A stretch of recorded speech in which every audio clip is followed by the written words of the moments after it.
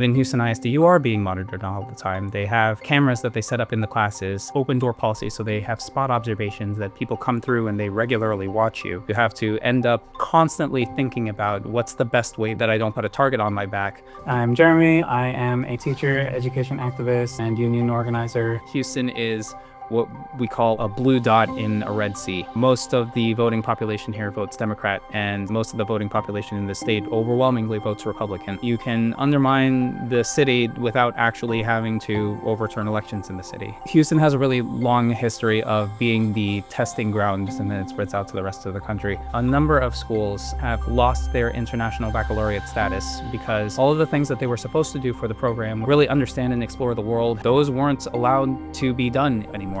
In your classroom, you often have like the liberty to adjust things a little bit as you see fit because you're not being monitored all the time.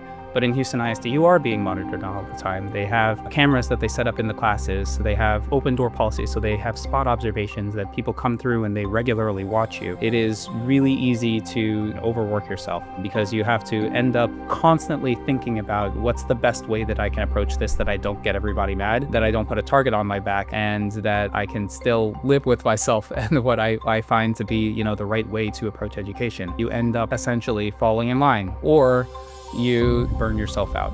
The local advocacy groups that I cooperate with, they will regularly show up to board meetings and have sections where they anonymously allow teachers to talk about everything that's been happening in the classroom so that they don't put themselves at risk. This gets exposed to the broader community and it galvanizes more parents to come through. I remember when this first happened, there were 20, 30 people who would speak at the board meetings, and now it's like a marathon length. It'll very often go into the early hours of the next morning because so many people are now aware of what's happening that they are finding different avenues and ways to speak out about it. When we find the avenues where we can have a win, we can bring it together and we can pull it off.